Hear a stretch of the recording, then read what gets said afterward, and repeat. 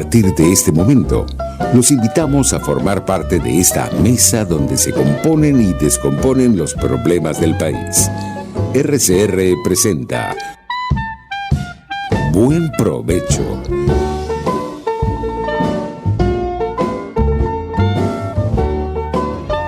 Diáspora y Ambiente con Tomás Páez y Fernando Jáuregui.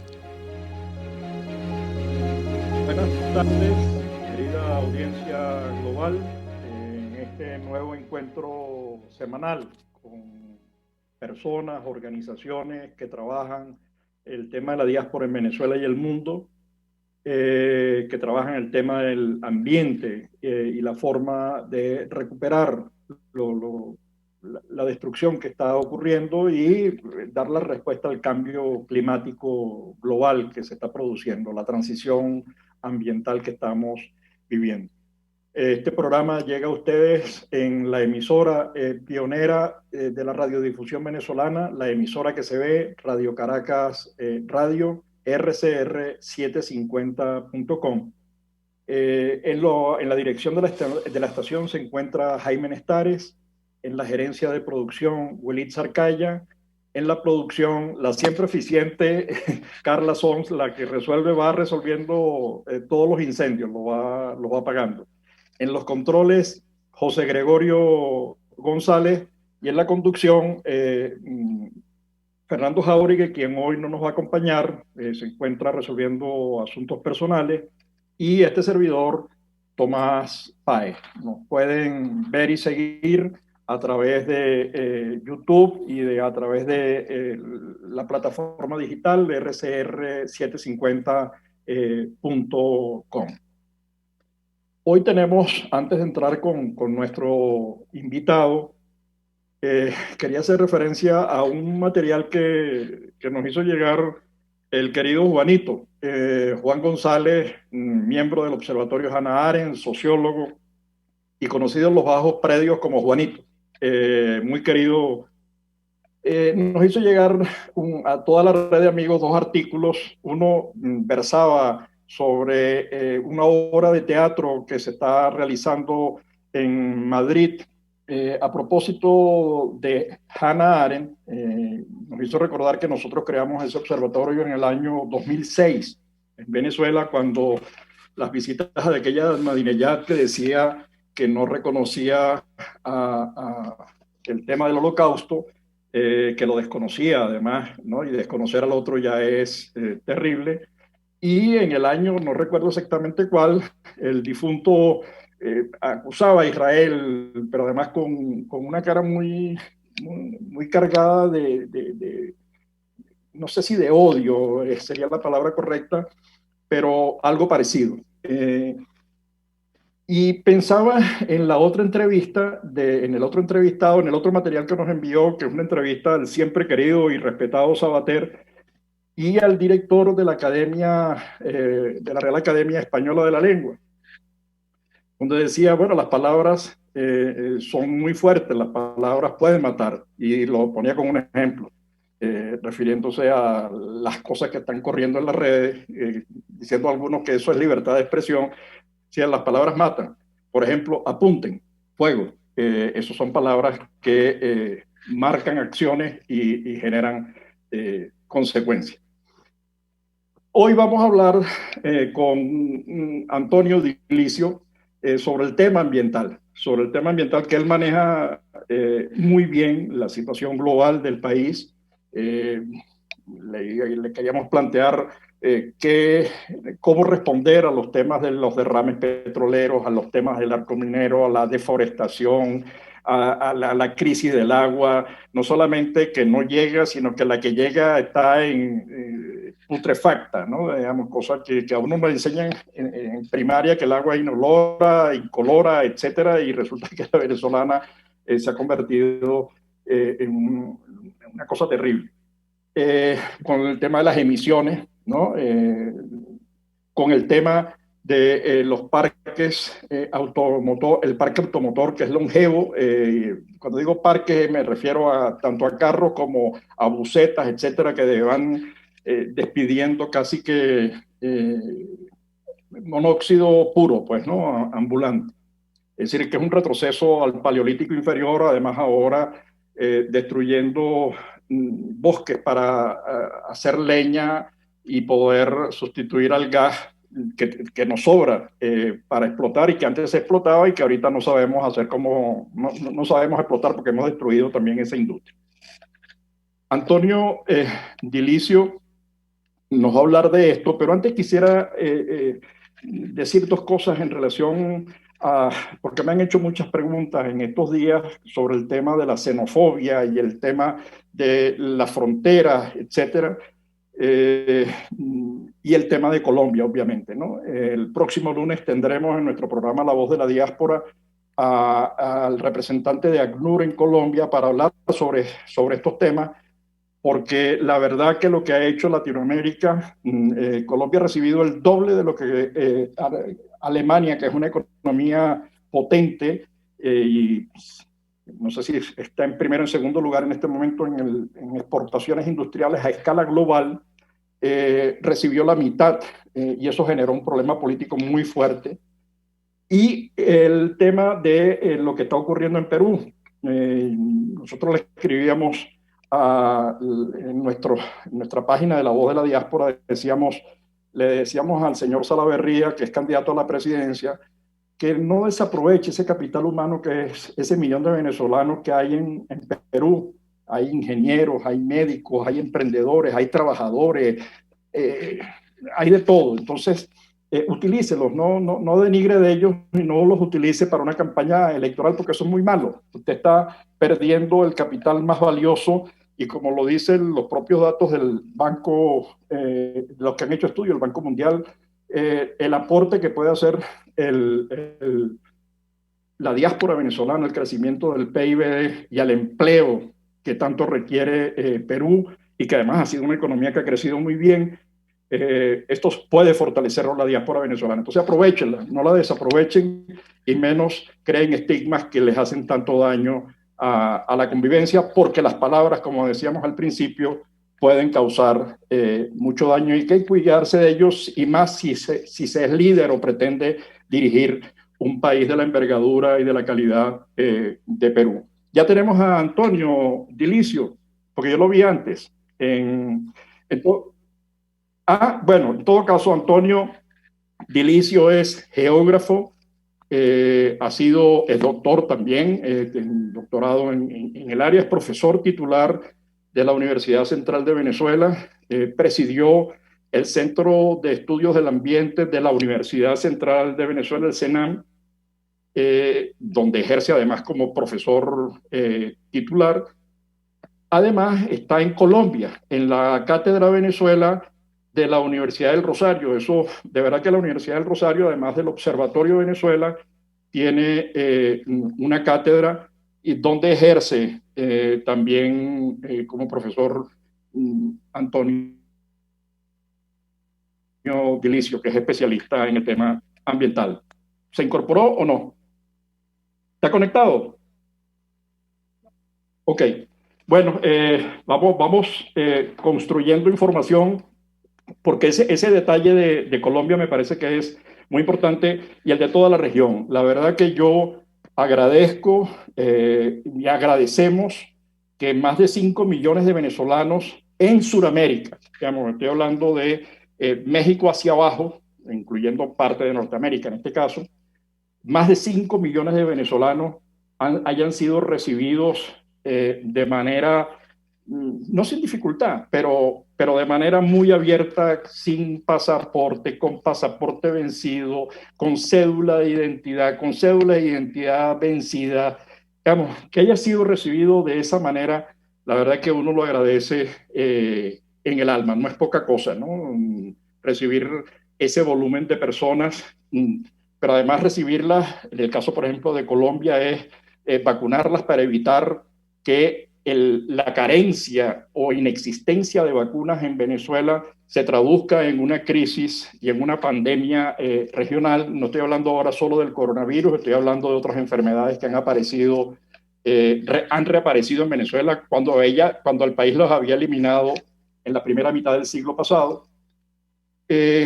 agradecemos a Colombia y a los organismos internacionales la creación y a las organizaciones sociales, esas que atienden, que crean los desayunos, que crean los centros de atención a los venezolanos, las organizaciones de venezolanos que hay en Colombia, que son centenares, las organizaciones de colombianos que juntos a las venezolanas trabajan apoyando a los venezolanos. Todo eso de verdad que se agradece. Pero el sumum, la guinda, es la reciente decisión del presidente Duque de impulsar un mecanismo que facilite la integración. Además, con eso se ayuda a combatir todas las redes de tráfico de niños, de tráfico de mujeres, de tráfico de drogas, porque regulariza el proceso, ¿no? Evita las alcabalas que tanto daño le hacen a los procesos de movilidad humana, que tanto afectan el flujo migratorio, que tanto afectan el aprovechamiento de ese flujo migratorio en términos de incremento de la productividad, incremento de la inversión, diversificación cultural, creación de nuevas relaciones gastronómicas, lingüísticas, etcétera. Digamos, todo ese enriquecimiento que produce la diáspora. Venezuela es el mejor ejemplo de ello. Venezuela recibió decenas de miles de chinos, recibió decenas de miles de libaneses, recibió miles de sirios, recibió centenares de miles de italianos, portugueses, españoles en todas sus versiones y de todas las regiones. Y la mejor demostración es todas las casas que tenemos allí de origen libanés, chino, mercados italianos, portugueses, Casa Italia, Casa Canaria, Casa Vasca, Casa Catalana, Casa Asturiana, etcétera, digamos, que es lo que nosotros no hemos tenido, y Venezuela se ha hecho grande con todos ellos, y se ha hecho diversa con todos ellos, y se ha diversificado y pluralizado con todos ellos. Somos más dúctiles, somos más comprensivos, podemos entender a alguien que no hable perfectamente el idioma, porque intentamos comprender al otro. El otro existe, y esa existencia del otro es lo que hace a un país grande y hace a un gobierno como el venezolano un gobierno nefasto, porque desconoce al otro, desconoce la existencia de la diáspora, de 6,5 millones de venezolanos hoy dispersos en el mundo. En el año 2018 lo dijo además el señor Maduro en Naciones Unidas en Nueva York, frente a todo el mundo que le estaba dando alimento a los venezolanos, le estaba dando hospitalidad a los venezolanos, le estaba dando hospitales y escuelas a los niños venezolanos y a las mujeres venezolanas, le estaba dando a la familia venezolana atención, y resulta que allí se dijo, o dijo el señor Maduro, que la diáspora no existía. Hoy está dispuesto a aceptar que hay como 600,000, es decir, el 10% de los realmente existentes, lo cual además es, de verdad, uno no sabe cómo llamarlo, porque no sé si es un acto de cinismo, pero se aproxima. Entonces, el esfuerzo que han hecho todos estos países por atender a los venezolanos, por incorporarlos, por integrarlos, la verdad que se agradece en el alma. Eso no significa desconocer los actos de xenofobia que ha habido, las agresiones que ha habido, los maltratos que ha habido, lo que ocurrió con la representación de Trinidad. Por cierto, un gobierno amigo del régimen venezolano, pero ese reconocimiento de esos actos no debe hacernos perder el reconocimiento de los otros, de los actos de apertura, de casas de atención, de organizaciones de peruanos, de colombianos, ecuatorianos atendiendo a los venezolanos, apoyando. Yo creo que ese es el efecto positivo sobre el que hay que insistir, sobre el que hay que incidir, sobre el que hay que impulsar. Yo creo que el liderazgo regional tiene de alguna manera en Duque un visor, digamos, un referente, porque es un referente no solamente para Latinoamérica, también lo es para Europa. El último acuerdo de asilo y refugio recientemente aprobado, con el cual todo el mundo quedó insatisfecho, hace énfasis más bien en el tema fronteras, hace más bien énfasis en el tema control más que en el tema de acogida, ¿no? Y es un poco lo que le reclaman algunas de las organizaciones sociales a la política de refugiados y asilos en Europa. Y yo creo que Colombia lo que está haciendo es un énfasis en lo humano, en los derechos humanos, más que en el derecho de fronteras, más que en entrégame el pasaporte adecuado, cuando Colombia y los demás países saben que en Venezuela no existen pasaportes y que los pasaportes son objetos de lujo por los costos, ¿no? El promedio de precio internacional es $30 o 30 euros más o menos los pasaportes internacionales. Venezuela creo que no sé cuánto cuesta exactamente, pero cuesta 3 o 4 veces más eso, excluyendo de ese precio la cita, la movilización, etcétera, etcétera. Bueno, esperemos entonces que Antonio Dilicio se conecte para la segundo segmento, porque nos vamos en este momento a corte y ya regresamos. Esperemos que Antonio esté con nosotros nuevamente.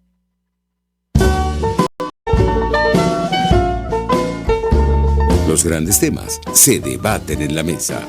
Buen provecho por RCR 750, la radio que se ve. Y síganos en Twitter en @RCR750. Sintonícenos a través de Periscope, @RCR750, la radio que se ve. Hola, les saluda Alfredo Yuncosa y los invito a acompañarnos a Con Seguridad Radio, el programa pensado en la seguridad de los ciudadanos y las organizaciones. Con Seguridad Radio, todos los sábados a las 12 del mediodía, por RCR, la radio que se ve.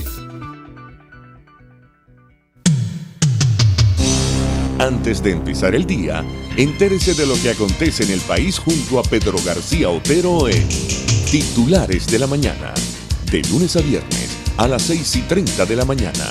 Acompáñelo y empiece su día bien informado. Titulares de la Mañana con Pedro García Otero, solo por RCR 750 AM, porque lo bueno une. De costa a costa, cada semana, usted podrá ser parte del sentimiento varguense que inundará la señal de RCR, el Pitazo en Vargas. Acompaña a Luis López en el recorrido por la ruta de la actualidad informativa en el litoral. Comentarios, denuncias, reportes de tránsito y cómo están las playas. Información de primera mano de todo lo que ocurre en el estado Vargas. El Pitazo en Vargas, todos los domingos, a partir de las 8 de la mañana, por RCR 750 AM. Moisés Naim en Efecto Naim. Hola, soy Moisés Naim desde Washington. Conéctese a rcr.tv. También nos puede seguir por @Efecto Naim en Twitter. Y estamos en Facebook y en Instagram. Y no olvide que puede disfrutar todos los contenidos del programa cuando usted quiera, suscribiéndose a nuestro canal de YouTube. Nos vemos en la radio. Los miércoles y viernes a las 7 de la noche. Solo por RCR 750 AM. Hola, les saluda Mónica Pupo y los invito a acompañarnos a Diafragma 5.6 Radio, la fotografía que tú escuchas, el único programa de radio dedicado para la fotografía y los fotógrafos. Diafragma 5.6 Radio, todos los sábados a las 11 de la mañana, por RCR, la radio que se ve. Voz de América. Información precisa, completa, veraz, objetiva e independiente. Directo a tu pantalla. De lunes a viernes a las 2 de la tarde por RCR 750. RCR 750 AM, porque lo bueno une.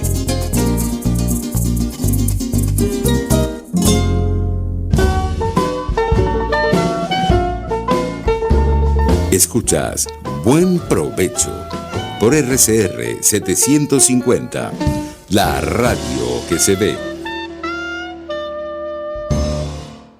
Ya de regreso, estamos con Antonio Delicio, ahora sí, en pantalla. Antonio es geógrafo, profesor titular de la UCB, fue director o es, no sé, eso me lo aclara, del CENAM, que era el Centro de Estudios del Ambiente. Estuve ojeando y pareciera que no hay mucho hecho últimamente, o pareciera que, no sé, nos echas el cuento del CENAM después, Antonio.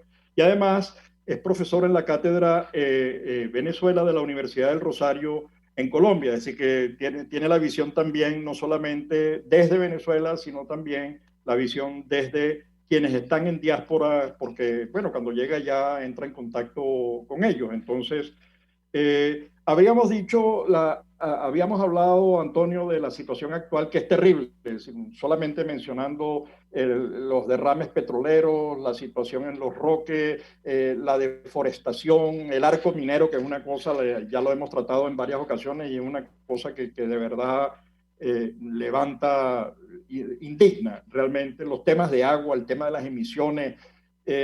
¿Cuál es la situación actual? ¿Cómo lo ves tú? Y también quiero que nos cuentes lo que están haciendo en la universidad, en el CENAM, para enterarnos, para estar al día. Antonio, gracias por aceptar la invitación. Buenos días, gracias Tomás, gracias a todo Radio Caracas y por supuesto a los escuchas. Bien, voy a empezar por el CENAM. Yo tengo ya unos años desvinculado del CENAM. En general, la Universidad Central está viviendo, como se sabe, la crisis de la educación superior, bueno, de la educación en Venezuela, no es nada más la superior. Como se sabe, bueno, las líneas de investigación ha sido difícil mantenerlas. Y en ese sentido se ha perdido o se está perdiendo los valiosos aportes que se hacía desde la universidad, desde la Fundación UCB, desde los distintos institutos, a lo que es una necesidad en el país, que es precisamente actualizar las investigaciones en el campo ambiental y en general en todos los ámbitos del conocimiento.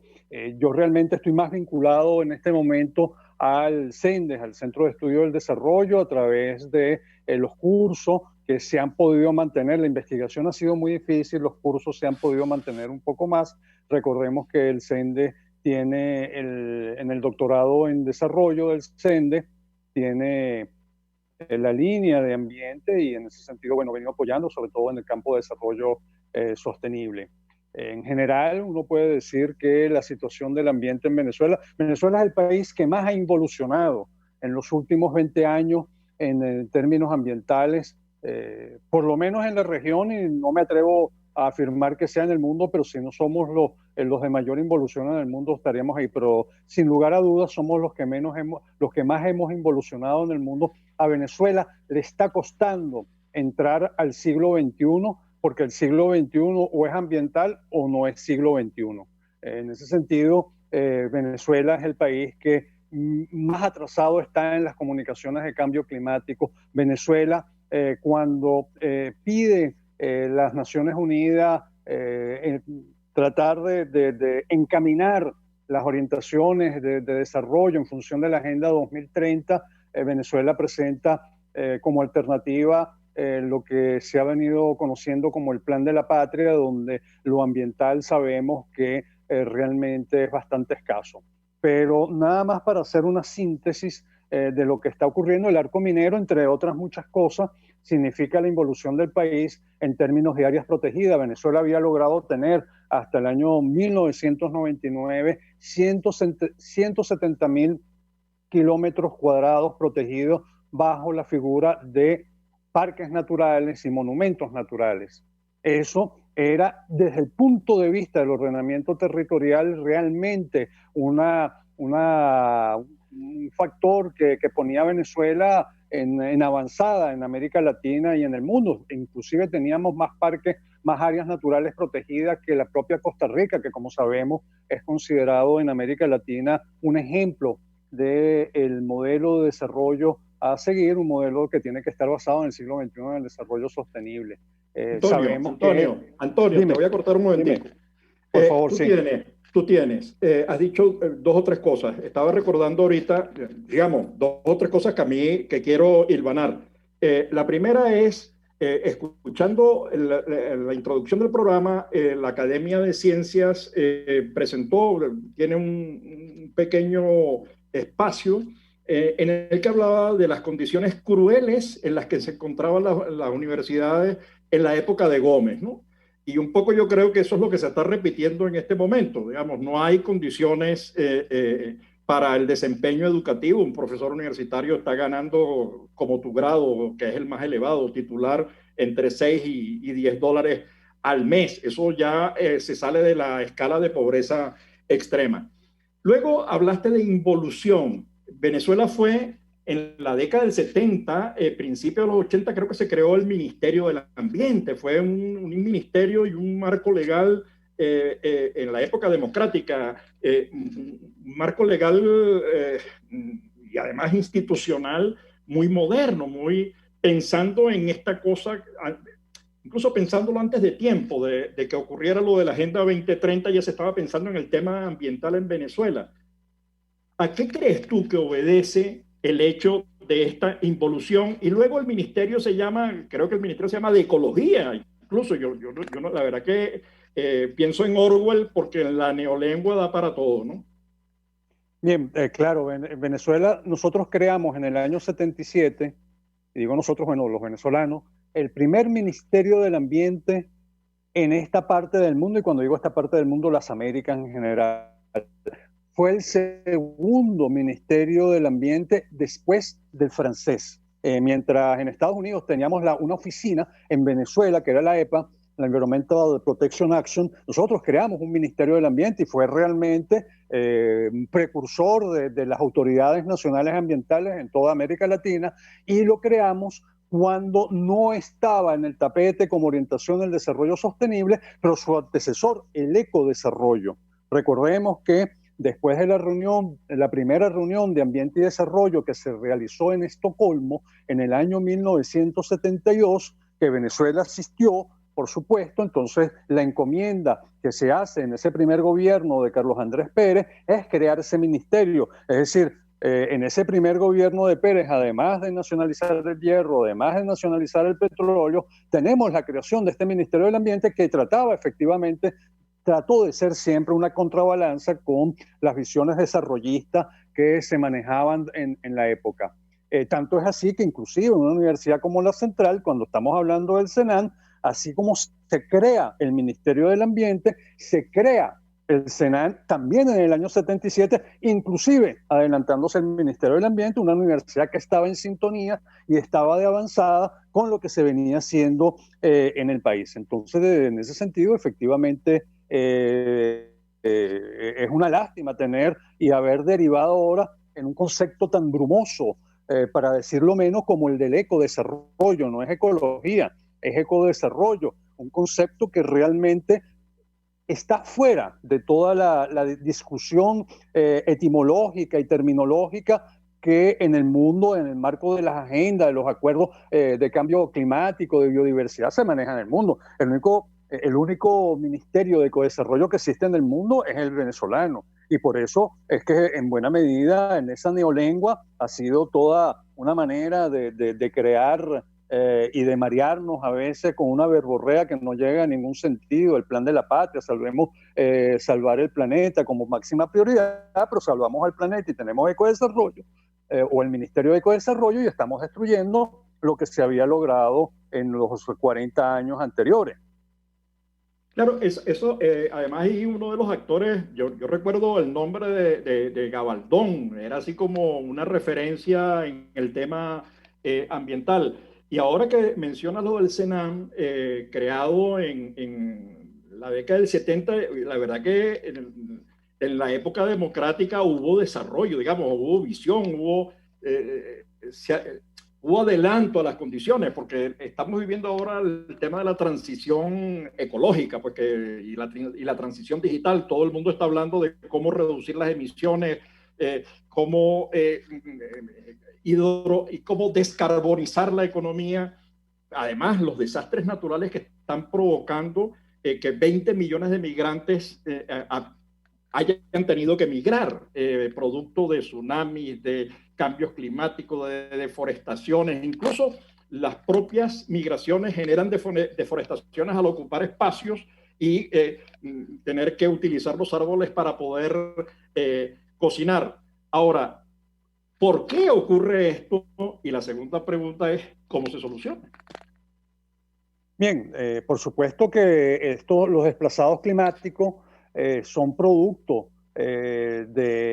por un lado, de fenómenos naturales y por el otro lado, de incomprensión que han tenido los gobiernos con respecto a la situación ambiental y no han logrado entender que en la base del desarrollo humano, en la base del bienestar humano, así como bien lo plantea el objetivo número 3 de la Agenda 2030, el ODS, el Objetivo de Desarrollo Sostenible número 3, en la base del bienestar humano está lo ambiental. Y eso no se ha logrado realmente considerar. De hecho, hay situaciones que en América Latina se vienen experimentando ya desde algunos decenios, como son los desplazados, sobre todo por sequía, porque nosotros cuando hablamos de cambio climático siempre estamos pendientes de la inundación, pero nosotros tenemos problemas estructurales, y digo en América Latina porque, oye, tenemos países, por ejemplo, el caso de México, más del 60% del territorio es considerado que está en situación de sequía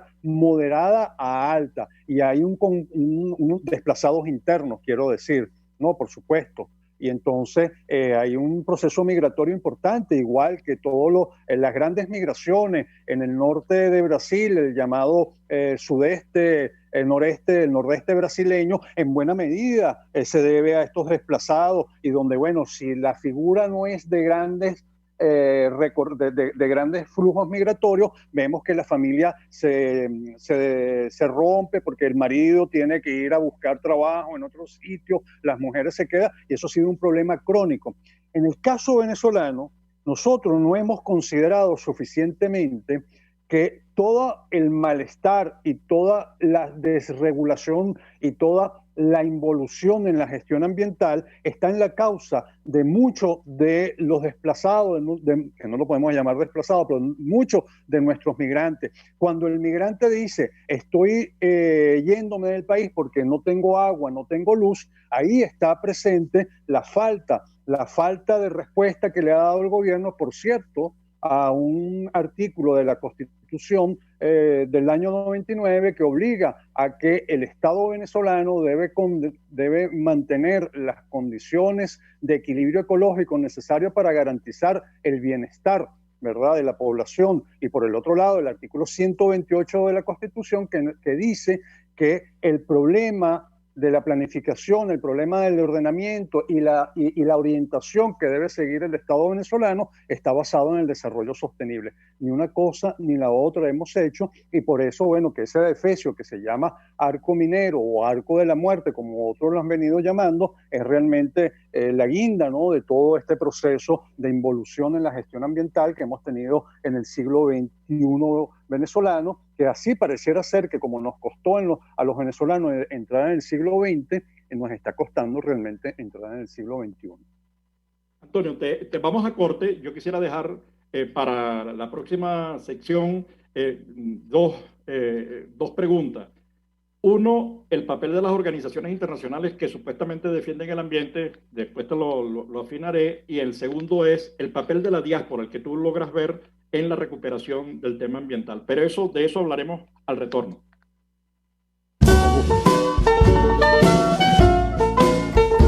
Análisis, opinión, entretenimiento y mucho más. Escuchas Buen Provecho por RCR 750, la radio que se ve. Puedes seguirnos en nuestras redes sociales.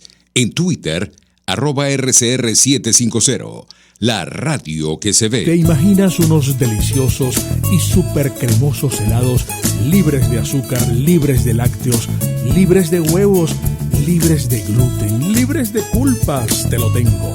Heladería Vegan Fruit lo hizo posible y aptos para todo tipo de personas. Los heladitos Vegan Fruit los encuentras en los mejores supermercados y tiendas de delicateces. Síguelos en las redes, @heladería Vegan Fruit.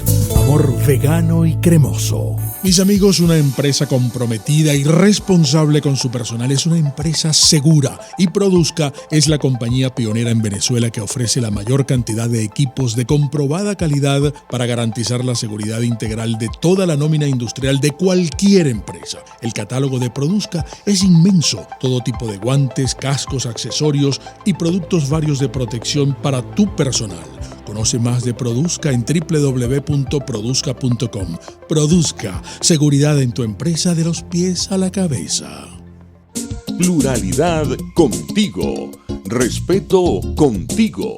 Responsabilidad contigo. Libertad contigo.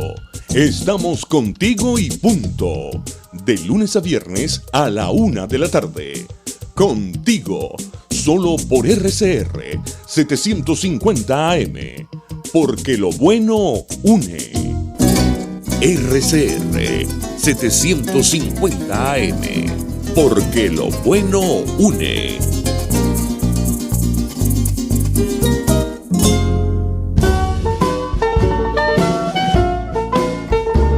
Usted escucha Buen Provecho por RCR 750, la radio que se ve.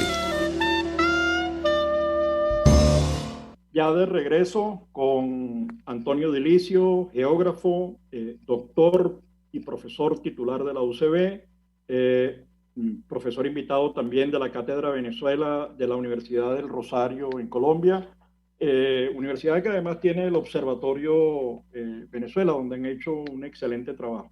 Decía que tenía como 2 o 3 preguntas para que las desarrollara, Antonio. Tú eres geógrafo, y bueno, nosotros tenemos hoy una nueva geografía. Venezuela ya dejó de ser lo que conocíamos de los 950.000 kilómetros, el terreno de la Guyana siempre rayado en discusión, además creo que muy mal manejada por este gobierno.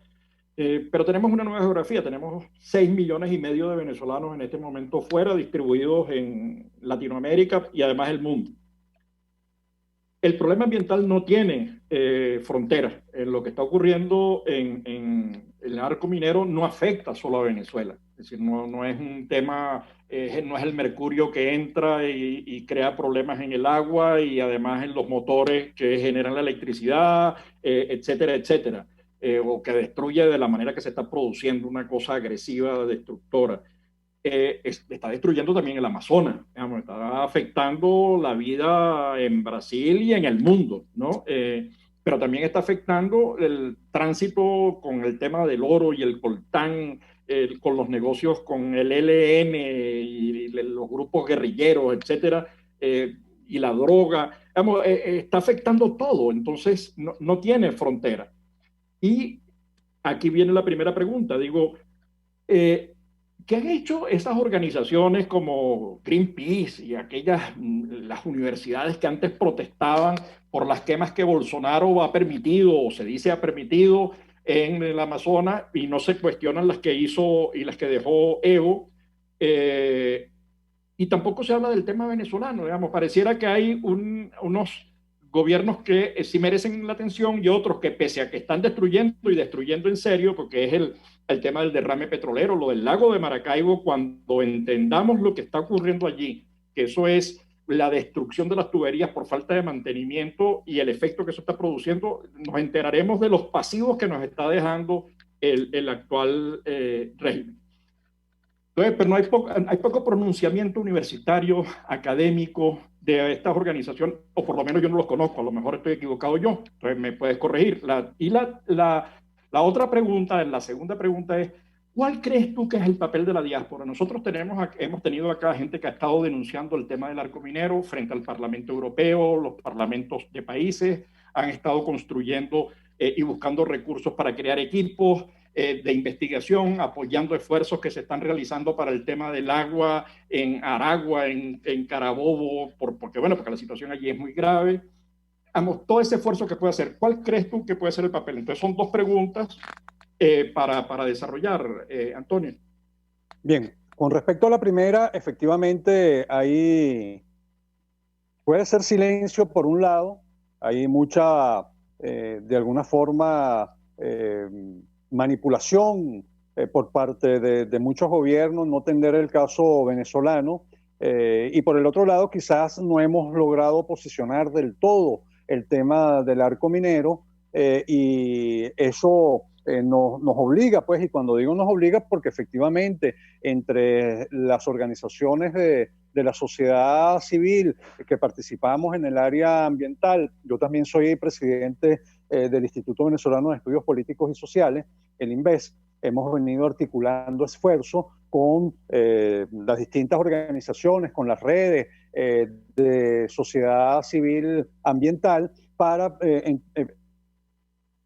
empezar a hacer mayor conocimiento, hacer del mayor conocimiento del mundo de la gravedad del arco minero.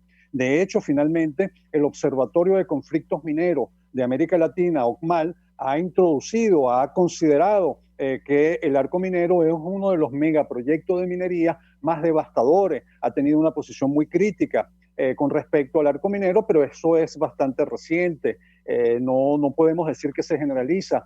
En muchos casos se evita, es fácil criticar al gobierno de Bolsonaro por su condición de gobierno de derecha y deforestador, y como tú dices, bueno, en el caso de Evo, en las quemas del año 2019, inclusive las quemas fueron mucho mayores en territorio boliviano que en el territorio brasileño. Hay como un doble rasero, ¿no? Con respecto a lo ambiental, pero tratamos efectivamente a través del esfuerzo que se está haciendo, y tengo que reconocer también que en ese sentido, en este esfuerzo, tanto la Comisión de la Asamblea Nacional de Ambiente, la Asamblea Nacional del 2015, se ha mantenido activa a través de María Gabriela Hernández, y también la Comisión Presidencial del gobierno interino para el arco minero ha sido muy activa en todo esto de tratar de llevar iniciativas que le dé eco a la situación del arco minero a nivel internacional y romper un poco con esa visión o ese poco tratamiento. Inclusive sabemos que Greenpeace no ha querido asumir con mayor fortaleza o con mayor denuncia del problema del arco minero. Desconozco el porqué, yo no he estado en contacto con Greenpeace. En general, estas organizaciones conocidas son un poco más difíciles. Sin embargo, eso no quiere decir que otras organizaciones que están trabajando más a nivel latinoamericano, como es el caso de AIDA, que tienen efectivamente que tiene como foco el problema de la minería en América Latina, se está convirtiendo realmente en un en un megáfono de todas las denuncias que se vienen haciendo a nivel del arco minero y otros problemas que efectivamente tenemos ambientales en el país. Con respecto al papel de la diáspora, yo puedo hablar sobre todo, en general creemos que habrá mucho que para cuando hablamos de la reconstrucción del país, pensamos en la necesidad de una reconstrucción ambiental de este país, y efectivamente esa parte de la diáspora, hay muchos profesionales altamente calificados que en este momento están afuera, pero en el caso de Colombia, que es en el que más trabajo a través de la Cátedra de Venezuela, el observatorio y el apoyo que estamos recibiendo de la Konrad Adenauer, estamos con un programa de liderazgo, ¿verdad?, para la reconstrucción, liderazgo democrático para la reconstrucción del país, donde el tema ambiental es uno de los temas que está en la agenda, ¿verdad?, es uno de los temas que está en el programa de formación. Insistimos mucho con los líderes, estamos hablando del liderazgo juvenil sobre todo, los nuevos dirigentes, para que entienda que la Venezuela a reconstruir tiene en su ambiente, tiene en las capacidades, en la fortaleza, que tiene lo ambiental todavía, a pesar del avance de la destrucción, no solamente por minería. Ahorita tenemos, así como hay un arco de la muerte en el sur, hay un arco de la muerte en el norte. Cuando digo muerte es el arco turístico, ¿no?, que está afectando los parques nacionales, tanto Los Roques como Morrocoy, y que tiende también a utilizar áreas naturales que, si bien no están protegidas, son áreas excepcionales, y eso hay que tratar de darle un parado. Pero lo importante es que estamos formando a esa parte de los migrantes, de los jóvenes migrantes en Colombia. Recordemos que me llegó hoy, pues, Se ha estimado la presencia de 1.723.000 venezolanos en estos momentos en Colombia. Una buena cantidad son líderes, son jóvenes que están pensando, que no han dejado de preocuparse por Venezuela, están pensando en la posibilidad de una vuelta para reconstruir en Venezuela, y los estamos formando a través de estos programas. A ver, Antonio, digamos, la posibilidad de reconstrucción se hace desde donde se esté, ¿no? Digamos, cuando nosotros hicimos el estudio, porque además la decisión de irse o quedarse es absolutamente individual, cuando hicimos el estudio, encontramos una respuesta que nos sorprendió. El 80% de quienes nos respondieron, y nosotros trabajamos con la diáspora en el mundo, es que ellos no van a retornar, pero no retornar no significa que no están pendientes de lo que ocurre en Venezuela. Al revés, están muy pendientes, y las más o menos 1.000 organizaciones y tantas que tenemos de venezolanos en el mundo están haciendo cosas en el tema ambiental, etc.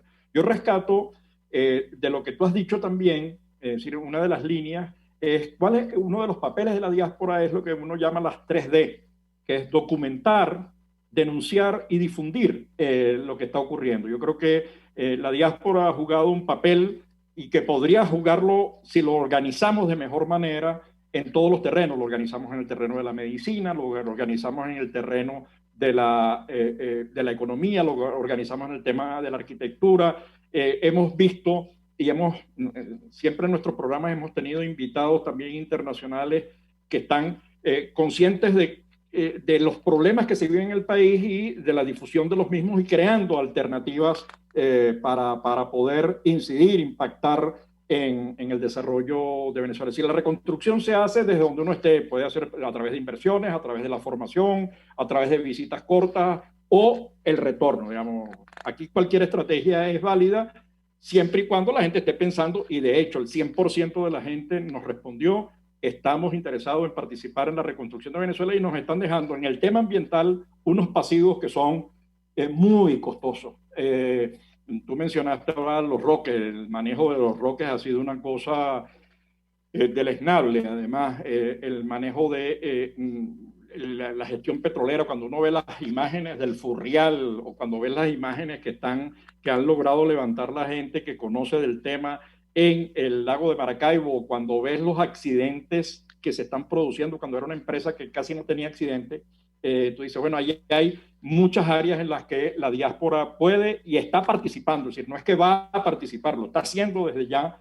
Lo que habría que hacer es lograr mejores articulaciones.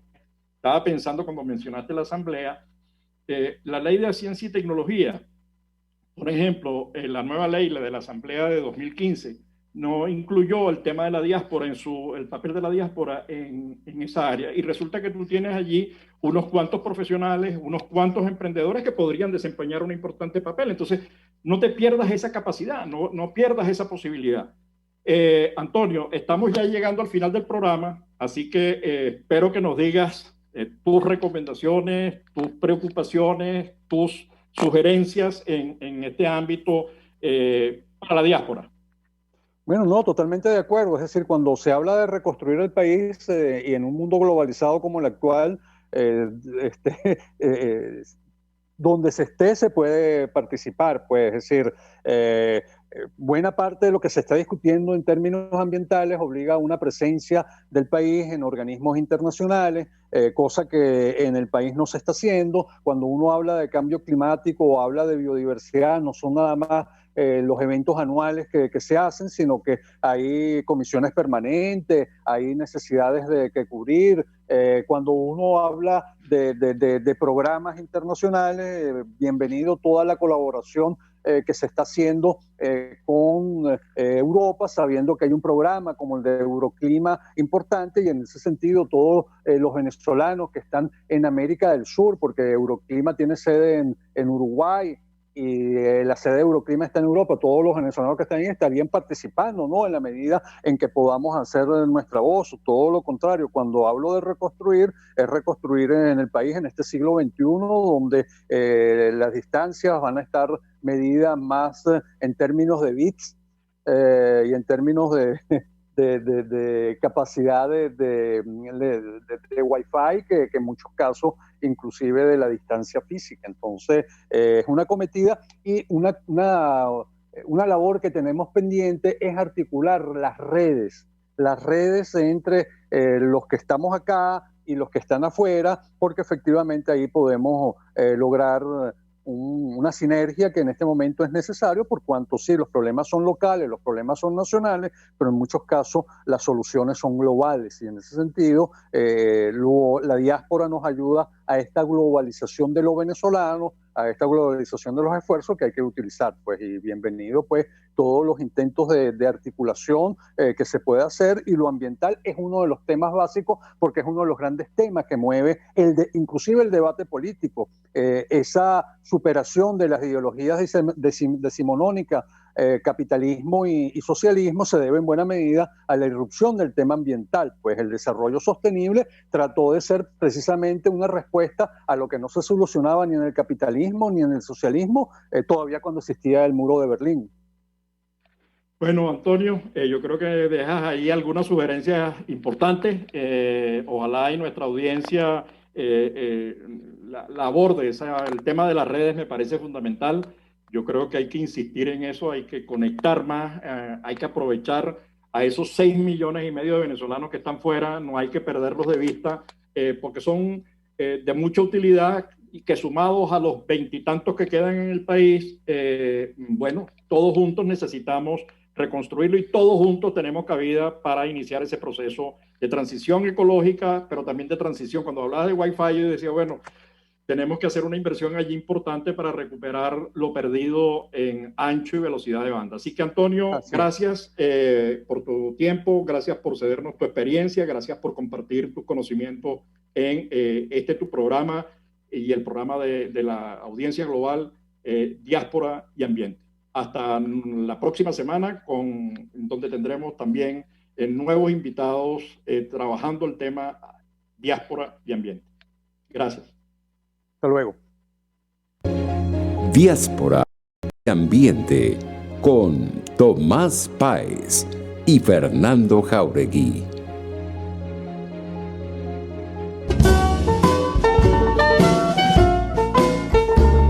RCR presentó Buen Provecho. Síganos en Twitter como @RCR750, la radio que se ve.